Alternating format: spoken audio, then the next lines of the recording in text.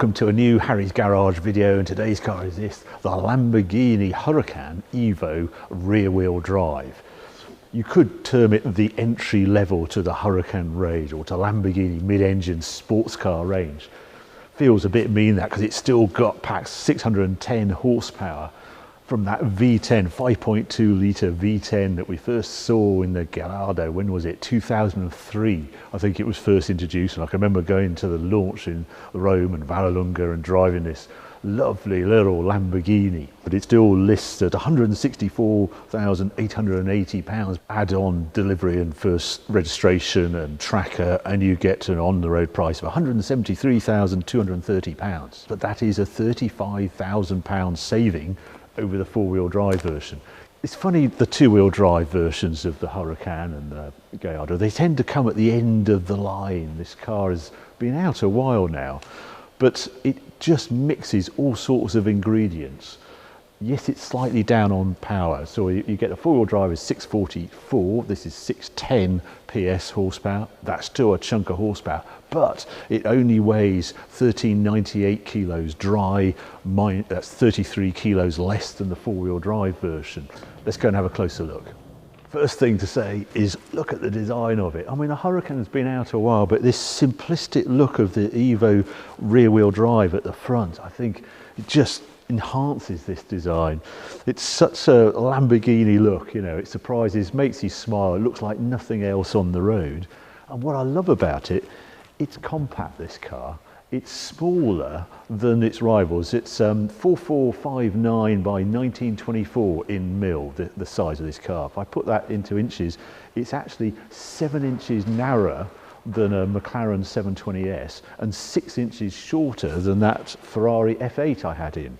And yet it packs a V10 in there as well. It's sort of enhanced this particular one because it's got this pearlescent paint. The paint, this colour is the blue Simi, and it's £11,448 extra. It's one of those ad personam colours, so you have to spec it. But yeah, it does enhance. The baby blue is sort of a classic Lamborghini colour. You used to see it on Miuras at the start. Yeah, we've had this car over the Christmas period and been using it as much as we can. We've been using it for shopping. There's the boot on it. It's probably a black hole you can't really see, but you might notice some glass in there because we had a slight accident with a very expensive cognac. I bought some cheap brandy to do the Christmas pudding with and some nice cognac to drink. And unfortunately, I hit a pothole, and when we got home, yeah, we'd smashed the cognac. The cheap brandy was fine, which is a bit of a pain. But it smells very nice, this car. There's this whiff of cognac every time you open the bonnet. Just hope we don't get stopped and breathalyzed. Other things on this car, really like the wheel design. These are an optional wheel, they're forged wheel. 19 inch is actually the normal size, but look at those tyres, they are tiny. I think they're 245 30s. I can't see the size on them. I think they are, I mean, just sort of painted on there. This car's got CCM brakes on it as well. The brakes are an option, but they're not a bad option. You get steel brakes as standard, but if you want CCM brakes and silver caliper, well, you'll be paying an extra £2,232, which in the great scheme of things is not a bad option to have. Just the design, you'll see this when you're driving, but there's a lot of glass. You can sort of see out of this car very easily. It's sort of well thought out. Door handle pops out when you open it, when you press open. I like the way you go straight in. There's no sort of cap, straight refuel in there. Big tank as well, decent range. Come round the back, and this car has got this glass engine cover. Now this is quite an expensive option. I think it's £4,800. Standard is louvers, like you used to get on Miura, and I have to say, if I was going to order one of these, that's what I'd have. But there is this V10. Quite a lot to say about this V10 because it's an unusual engine configuration. Bear with me on this, but the details are interesting. It's a long stroke engine, i.e. its bore is smaller than the stroke. The piston has to go a long way up and down. What that does is basically give you a longer lever on the crankshaft, and that's to increase torque. And in old days, you couldn't get that and high revs because the piston's jumping up and down in the cylinder, and there's a sort of finite speed a piston can do that. But this car produces maximum power 8, revs to 8,500, and it has a 12.7 to 1 compression ratio. In old school engineering terms, extraordinary. So to produce 610 horsepower from 5.2 litre is mega. Torque, 413 pound-foot of torque from this engine, which when you compare it to the turbocharged rivals like F8 and McLaren, well, they're running about 575, 90 pound-foot of torque. But it's a very good engine, this. Do not dismiss this normally aspirated engine, and the sound that comes out at this rear is quite extraordinary, and it still gives this car a 200 mile an hour top speed, 202 miles an hour. But anyway, it's all Lamborghini. It's all about the driving. So let's go and take it outside now. We get. Yeah, well, Lamborghini strikes you as soon as you get in this car. They do interiors like nobody else, and the sort of angular look, a fun look, I think, with all the vents, etc., and these spidery gear change behind the wheel. Alcantara steering wheel on this one. That's an optional, I think. I'm trying to work out the option. It's quite tricky trying to interpret what is standard and what's optional in this car, but you do get this screen. I'm going to start it up, actually. As I say, it's a bit chilly today. Oh, there we are. Starts up in Strada mode, and if I go into, what's it up saying? Fasten seatbelt. All right then, shut you up. Heated seats on this car, they're standard. Electric seats as well. Put it on 2 bars on the seat. Climate, see if I can turn the fan down a little bit. Yeah, there we are. Yeah, seats always been an issue in the Huracan sort of discussion point. I've gone okay with them, but these are even better. I feel these seats are better, electrical adjustable. Yeah, I'm comfy, and unlike that Spider we had in, I don't have to have the seat all the way back to get comfortable. I'm 6'2", and I just see, yeah, I can put the seat back further that far, so I'm about an inch and a bit to go to my comfortable position, and the wheel really adjusts. They always have Lamborghinis, but yeah, massive amount of adjustment on the steering wheel.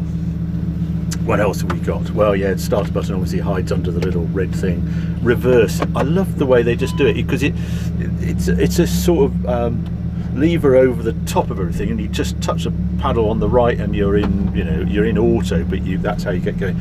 But your hand just falls to it. It's tactile how the reverse works. Silly little details, but when you're living with these sort of crazy cars, it's just nice. This has got front lift, absolutely essential, I would say. 3,200 for lift, got to be fitted, I'm afraid. This is marginal on some speed bumps, but there we go. What else is on this interior? I think it's got this carbon fibre finish here as well. All told, with all the extras that they've thrown at this press car, we are at £228,744 for this particular example of Huracan. Just a thought on that. That is £100,000 less than that Ferrari F8 we had in to test. Remarkable saving. But anyway, there we go. Let's get out and see what this car behaves like on some of my favourite roads. Car sets off in a sort of auto mode, dual clutch transmission. Remarkably easy, very un-Lamborghini like, and so different to that Aventador that is just clumsy and just can't do normal stuff like this. Now again, this is my noisy bit of road, and this is a noisy car. I measured it at about a decibel or two higher than the 911 I took down here, so it's about 79 decibels. These sort of normal doors, monster great mirrors. I love the mirrors on the Huracan. They're almost the best in the business, the position, what you see from them. Yes, I've got steering wheel controls for indicators, etc. But yeah, anybody who's got a Ducati might recognise the indicator thing. It's just like on a bike, so it's on the one side, unlike Ferrari that has it on left and right. And Ducati, you just press the middle of it. I think it works absolutely fine, and to have gear change paddles as good as these, well, I'll sacrifice the normal column stalks because these controls work fine. Typical Lamborghini fashion, there's a flashing light, headlight just above the indicators, because that's a very important switch in a Lamborghini, horn in the middle, and over this side I've got wipers, easy to control, which I've been using a lot during my 2 weeks of particularly wintry weather while we've had this car. That did throw up something at the back. If you pay your £4,800 extra to have the optional glass cover, what it does sort of, if you leave the car parked outside, it gets wet and it condenses. There's no heated screen on it, so you can't see out the back. I would save the money and have the slats. This feels a well-designed car, and as I said in the garage, you can see out. It's not intimidating in any way. I love the way you can see the corners. McLaren have the best lookout with that sort of wing, the glass going right down, but then again you sort of need it because it's that much bigger physically than this Huracan. Well, the controls on the steering wheel, well, down here I've got a little thing that just changes what I'm looking at on the dash. I've got tyre pressures there and temperatures as well, actually, which is good.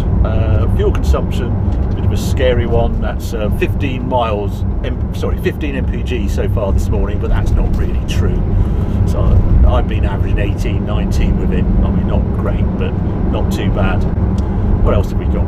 Next service, yeah, you get 4 years free maintenance and servicing and warranty as standard on the Huracan now, which is good as part of the list price. So sort of competing with Ferrari. Right, I've just put it into sport and I'm going to squirt up the hill.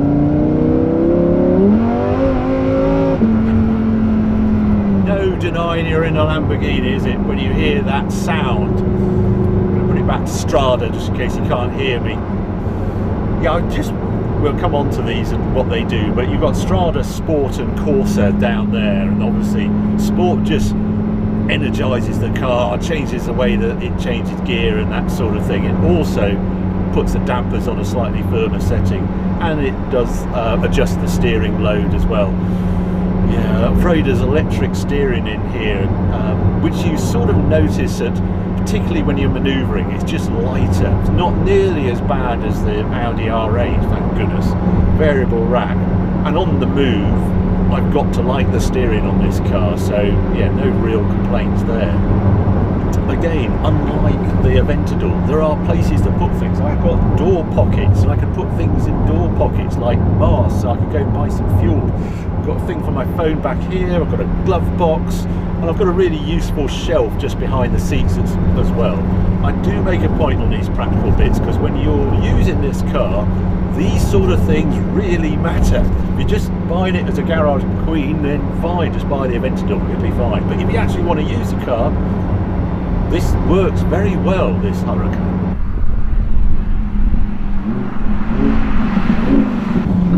Car brakes as well, shuffling through the gears. Just the sound. I'm only using 4,500 RPM or something, but there's no denying I'm in a Lamborghini. Let's put it into sport. Let's see what it does away from here, this junction here. There we go, all quiet. You can't.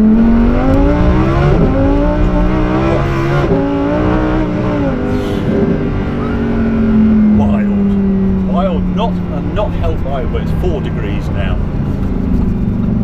Yes, I mean obviously 4-wheel drive, it would launch better than that, but I want my cars to interact with me. I want to feel in control. I don't want to try and dominate, go just so fast because it's 4-wheel drive. So I like this 2-wheel drive, and the actual traction control, the BSC, they've got it set up, is good. It allows a little bit of looseness but never cuts the engine, so it sort of bogs down and gets going. It's just there, it's just controlling it on the cusp of sort of you know, more wheel spin arriving. Very clever, good system. Right, back in Strada, which is there for road use. This is where that F8 was tramlining like crazy. Down here, no, not tramlining. Yes, I can sense the road. I mean, it's compliant, but yeah, my mum would say this is uncomfortable, but I think it's pretty compliant for the type of car it is. And steering just feels honest. I love the way I'm actually feeling what's happening through the rack. McLaren score there, because obviously of their hydraulic rack, it's just, you forget what extra information you get from a really good steering rack. McLaren do win out on that one. Right, let's put it back onto sport. Manual gearbox, just try it through here. So this is my compression. I'm trying to do 60 through here, it's quite hard this car. Yep. Edge that off. Oh, listen to it. Through there. It feels...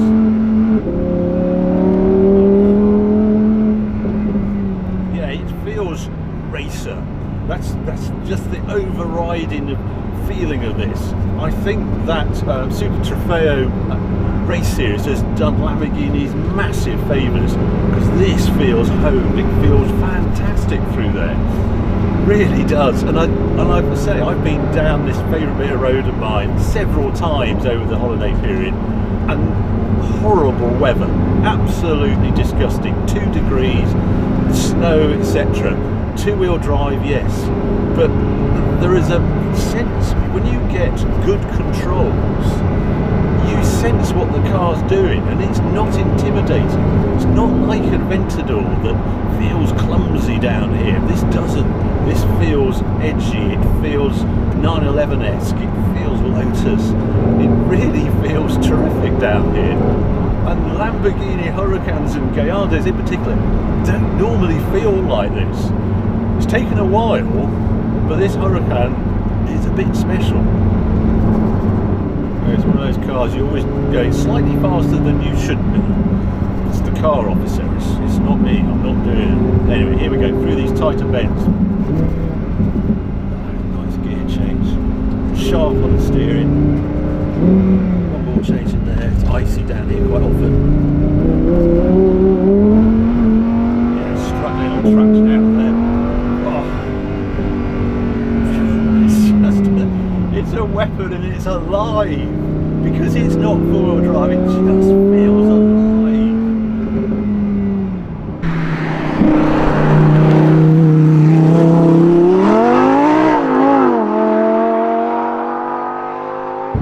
Right, let's knock it back to Strada. Time to summarise this car. Well, we start with the dislikes. I suppose it's a bit too much Lamborghini in sport. I just wish I could calm it down on the dampers and perhaps the exhaust. I've got no control over it. I've only got these 3 things here, and Corsa is just too nuts for this road in the winter. I want that. When we had that Urus in, you had a, was it an Ego or something, which was your own setting. I wish this car had that. I would have the aggressive gear change, the heavier steering, softer dampers, no exhaust. It's plenty loud enough already. Then that electric steering, you know, say McLaren has taught us how good old style hydraulic steering is. This isn't too bad as electric racks go, but it just annoys, it just feels a bit false at slow speeds, but gets better as you go quicker and you've got it in the sport setting. Before we get to the likes, well, let's kick off with the size of it. Oh, it's such a joy to have a small supercar like this. It's 911 size, but it might be slightly smaller than 992. I'll put it up as graphic now, I'm not sure exactly, but it's pretty close. But it's a V10, 200-mile-an-hour car. So I really like the size of it, and the way visibility is great. I like seats as well, they match the usability, you know. I'd say I've been itching to take this out for a drive all the time we've had it. I love the looks as well. You get outside, it's one of those cars that as soon as you open your garage you go, whoa, look at that. Everybody was, oh, Lamborghini, without even seeing the badge. So I think that is some magic there to, you know, for a design that's lasted this long, to still have that wow factor. And the price, 164 list tempts you in. You know, I had that 911 Carrera in base Carrera. I would love one of these in absolute base spec, steel brakes, and just as Lamborghini intended, without any add-ons. I think it would drive just as well as this car. And then the performance, oh wow, just to tap into that performance. Remember that, I mean, 3.3 is the declared 0 to 62 time, but it's been measured at 9.3 to 200 kilometers an hour. A McLaren F1 is 9.4. Uber performance, even though it's sort of 30 horsepower, metric horsepower down on the four-wheel drive version. And you don't need to tap into it to enjoy it. You have that sound of that V10 at all times. It's always reminding you how great a normally aspirated engine is. And during these iffy conditions, I've just found you can nibble up to its limits easier because it's normally aspirated. You don't get this wallop of turbo torque completely overloading the rear wheels. With a normally aspirated engine like this and lower torque, I just found it easy and not intimidating, as I said before. In conclusion, this Huracan has matured into a mighty driving machine at a very good price point. The differentiator for me between F8 McLaren and this Huracan is the V10 engine. V10 is that happy place between a V12 and a V8. In the other cars, you feel slightly junior because you've got the V8 and there's a V12 in the rain. With V10, you just get the best of both worlds. You can think of Carrera GT V10. There is no compromise on performance. I would not buy an Aventador after driving this. I'd only buy it for the Garage Queen, that look and the crazy doors, you know. I'd like Aventador for that, but to drive, no question, of this Huracan every day. And the biggest surprise, I would have this over the F8 all day, every day. And I really wasn't expecting that when I booked this car in. So there you go. I hope you enjoyed this video of this Huracan Evo rear wheel drive supercar. There's no other word for it. If you have, well, please keep watching, keep subscribing, because there'll be more videos coming along very soon.